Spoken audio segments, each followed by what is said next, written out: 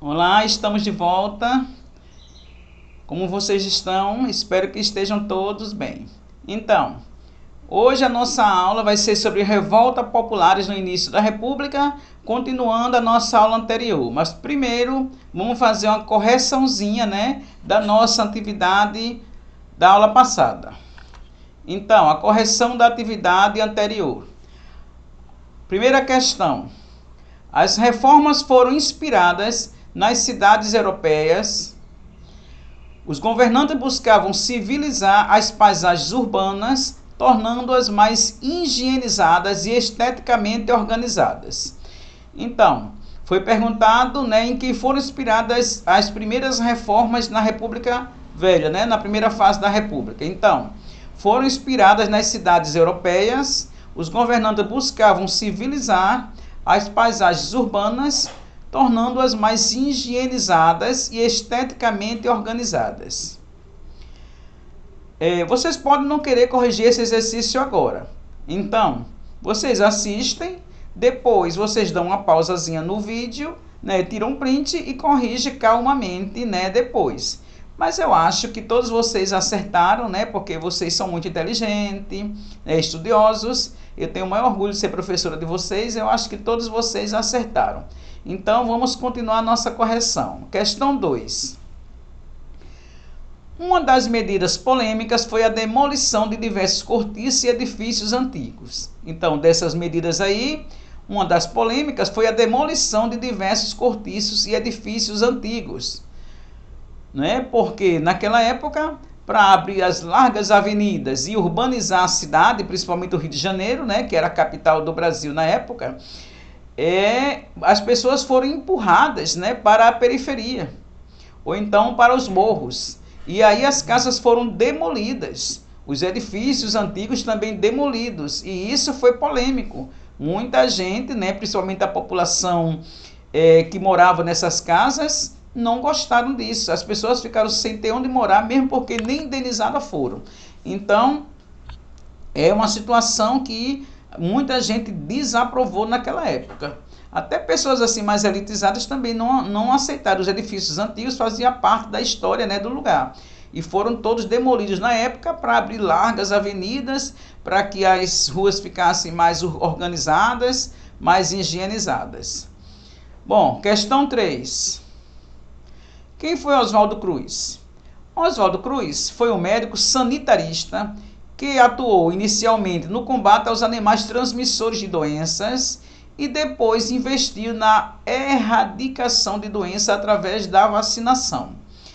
Então, Oswaldo Cruz foi um médico sanitarista que atuou no combate aos animais transmissores de doenças e depois investiu na erradicação de doenças através da vacinação.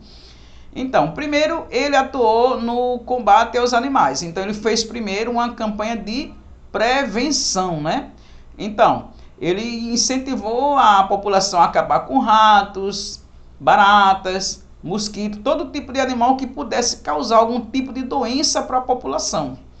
Mesmo porque naquela época o sistema de esgoto era muito assim precário, quase não tinha. Então, as pessoas ficavam muito doentes por causa da proliferação desses animais. Então, primeiro ela atuou nisso, em acabar com esses animais. Mas as doenças vieram, porque como muita gente não tinha assim muita noção de higiene e também não havia sistema de esgoto, de modernização, então as doenças vieram. E ele então criou uma vacina, para acabar, vários tipos de vacina para acabar com essas doenças. Questão 4. Quais as doenças que deveriam ser erradicadas, deviam ser exterminadas com essa vacinação? Então, a varíola, que era uma das principais, a febre amarela e a peste bubônica. A peste bubônica é uma herança da peste negra que aconteceu lá na Europa durante a Idade Média. Então, essas doenças foi que disseminou grande parte da população no Rio de Janeiro naquela época. O Rio de Janeiro era o lugar mais populoso da época, proliferava todo tipo de doença, porque era muita gente junta e também não havia assim muita higiene. Então, era preciso haver uma vacinação para que não houvesse tantas mortes, né, por causa dessas doenças. Foi aí que a intenção de Oswaldo Cruz era melhorar, né, o sistema de saúde da população da época. Claro que ele não foi entendido por muita gente. Ele criou a vacina, mas não houve assim uma campanha, né, de esclarecimento. Então as pessoas achavam que a vacina era para acabar com o povo, né, pobre ali da periferia. Por isso muita gente não quis tomar a vacina e essa revolta acabou eclodindo, né, no dia da vacinação obrigatória, quando as pessoas foram às ruas, organizaram um quebra-quebra que ficou na história como a revolta da vacina. E isso ocorreu em 1904. Na questão 5 aí, olha, em 1904 ocorreu quando uma parte da população carioca se organizou e se revoltou, destruindo bondes e edifícios como protesto, e barricadas foram construídas durante o confronto com a polícia. Então, no dia da vacinação obrigatória, né, a vacinação em massa, as pessoas foram às ruas e providenciaram um quebra-quebra, fizeram um protesto para não tomar a vacina, porque achavam que a vacina era para matar as pessoas, né, que estavam ali no centro da cidade, que eles queriam tirar de lá, porque também não houve uma campanha de esclarecimento como tem nos dias de hoje, né? Hoje você vai tomar uma vacina, mas você sabe para que serve, né? Você sabe a importância da vacina, mas naquela época não houve realmente essa campanha de esclarecimento. Bom, agora vamos dar continuidade ao nosso assunto. Nós estudamos na revolta, ou na aula passada, até a revolta da vacina, sobre as rebeliões no início da República.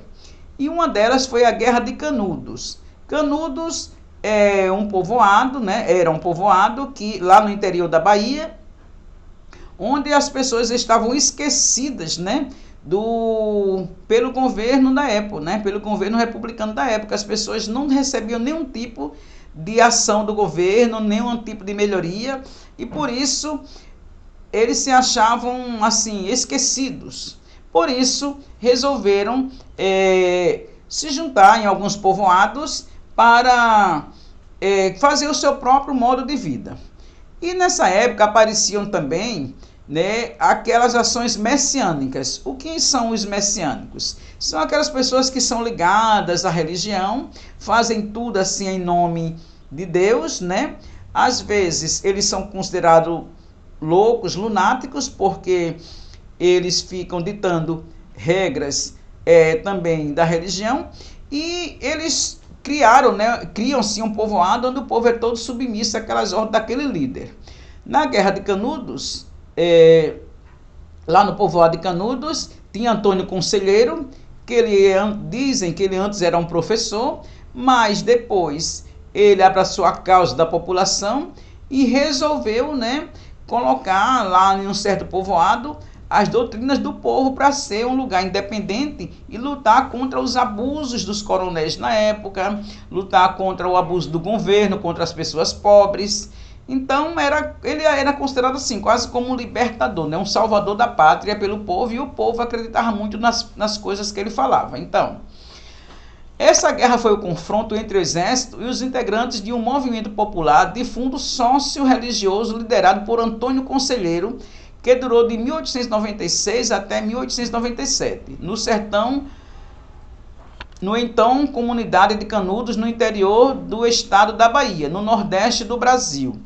Então, o exército brasileiro foi encarregado de acabar com esses movimentos, né, esses movimentos populares que ameaçavam a autoridade do governo central. Por isso, eles foram designados, né, o exército foi designado a acabar com o Arraial de Canudos, no interior da Bahia. Mas eles não se entregaram com facilidade, por isso houve uma guerra. Morreu muita gente, né, e Canudos foi arrasada.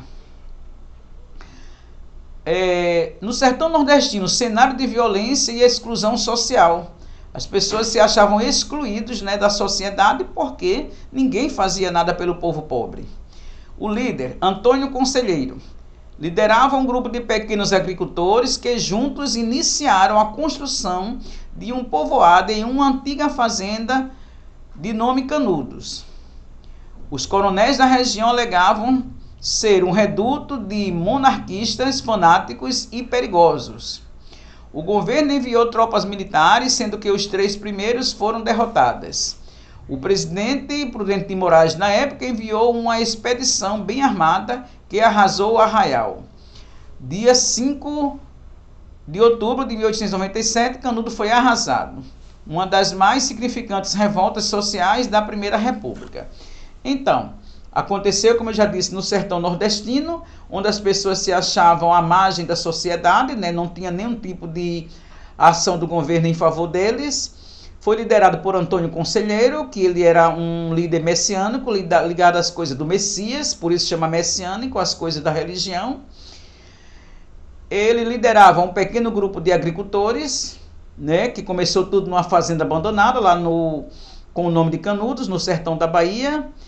Os coronéis da região ficaram incomodados porque muita gente saiu de suas fazendas para morar nessa região. Como ficou sem mão de obra, eles começaram a acreditar que lá era um grupo de monarquistas fanáticos e perigosos, que podiam atacar as fazendas, que podiam fazer voltar a volta do império, né? Então, tudo isso para eles era uma ameaça. O governo, então, né, incentivado por esses coronéis, enviou tropas militares, sendo que as 3 primeiras foram derrotadas, né? O governo achava que o povo não ia reagir, mas eles reagiram, e as primeiras investidas do governo para acabar com o Arraial foram derrotadas, o povo reagiu. Mas o presidente Prudente de Moraes enviou uma armada bem forte, né? Tinha até canhões que foram trazidos da Alemanha, e no dia 5 de outubro, Canudos foi totalmente arrasada, né? Onde homens, mulheres e crianças foram todos mortos, né? Sobrando só alguns que acabaram presos. Conclusão: a Guerra de Canudos significou a luta e resistência das populações marginalizadas no sertão nordestino no final do século XIX. Embora derrotados, mostraram que não aceitavam a situação de injustiça social que reinava na região. Então, eles podem não ter saído vitoriosos, mas colocou na cabeça de muitos brasileiros que viviam à margem da sociedade que eles não podiam aceitar aquelas injustiças que aconteciam principalmente no sertão do Brasil. Aconteceu também a Guerra do Contestado, né? Lá em Santa Catarina. A Guerra do Contestado foi um conflito armado que ocorreu na região sul do Brasil, entre outubro de 1919 e agosto de 1916. O conflito envolveu cerca de 20 mil camponeses que enfrentavam forças militares dos poderes federal e estadual. Ganhou o nome de Guerra do Contestado, pois os conflitos ocorreram numa área de disputa territorial entre os estados do Paraná e de Santa Catarina. Então, no Paraná e Santa Catarina, eles contestavam, né, a autonomia sobre a região, por isso essa revolta ficou conhecida como a Guerra do Contestado. Essa também foi uma guerra, foi uma rebelião de caráter messiânico. Lá tinha um monge, José Maria, que era sempre a favor do povo. E o povo que morava lá, né, de repente, eles foram, vamos dizer assim, foram levados de surpresa quando começaram a passar uma ferrovia, né, dentro de suas terras, né, dentro do lugar onde eles moravam, acabando com suas casas. O povo se revoltou, e aí o governo federal e estadual mandou suas tropas, né, para acabar com o movimento. A guerra terminou somente em 1916, quando as tropas oficiais conseguiram prender Adeodato, que era um dos chefes do último reduto da revolta, dos rebeldes da revolta. Ele foi preso, condenado a 30 anos de prisão, mas o monge José Maria acabou sendo morto na revolta. Outra revolta dessa época foi a revolta da Chibata. A revolta da Chibata, gente, tinha como por objetivo acabar com as chibatadas na Marinha do Brasil. Naquela época, a grande tripulação da Marinha do Brasil era feita de pessoas de pele escura, ex-escravos ou descendentes. E qualquer coisa que eles fizessem naquela época era motivo para que eles levassem muitas chibatadas, né? E eles não queriam que aquilo continuasse. Por isso eles resolveram tomar alguns navios, apontaram, como a tripulação era grande, eles renderam lá os oficiais, tomaram os canhões, apontaram para o Rio de Janeiro e disseram que se não acabasse com aquelas chibatadas na Marinha do Brasil, eles iam bombardear a cidade do Rio de Janeiro. A revolta foi organizada por soldados da Marinha Brasileira devido às condições físicas que sofriam e às péssimas condições de trabalho às quais eram submetidos. Os marinheiros se apoderaram da embarcação e os navios rebeldes bombardearam a cidade do Rio de Janeiro. Ainda soltaram algumas balas, de canhões em alguns lugares do Rio de Janeiro. Então, solicitando o fim dos castigos físicos, melhores condições de trabalho e alimentação e anistia para todos os envolvidos na revolta. Então eles queriam acabar com as chibatadas, na Marinha do Brasil, uma melhora nos trabalhos, a bordo dos navios, melhora da alimentação, que eles só comiam coisas que não tinham nenhum tipo de vitaminas, muitos deles ficavam doentes e até morriam nessas viagens. E também queriam que depois que acabasse essa revolta, nenhum dos envolvidos nessa revolta fosse castigado pelo governo. Então, o fim da revolta aconteceu quando o governo chamou, eles para, vamos dizer assim, fazer um acordo, mas o líder da revolta, que foi um dos marinheiros chamados de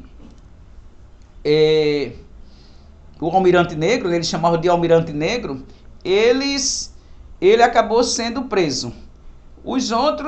Alguns outros também foram presos, acabou mas as chibatadas na Marinha do Brasil chegaram ao fim, Mesmo tendo prometido acabar com as reivindicações, acatar as reivindicações, o presidente não cumpriu e após os envolvidos terem entregado as armas, foi decretado estado de sítio. Iniciou-se o expurgo, ou seja, a prisão daqueles considerados indisciplinados. Mas as chibatadas da Marinha do Brasil, pelo menos nisso, eles conseguiram acabar.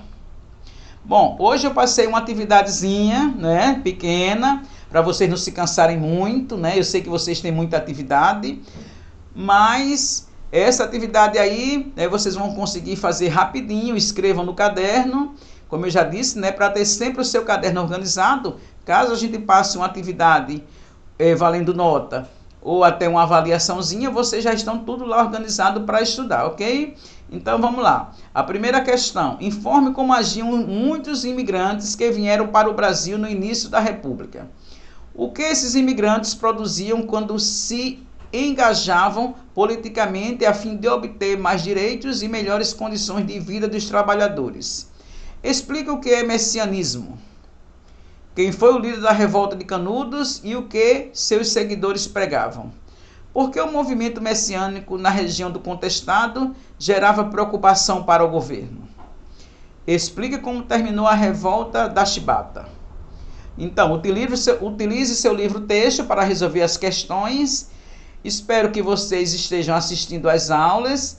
Também espero que essa pandemia acabe logo para a gente voltar às nossas aulas presenciais. Beijo grande e até a próxima.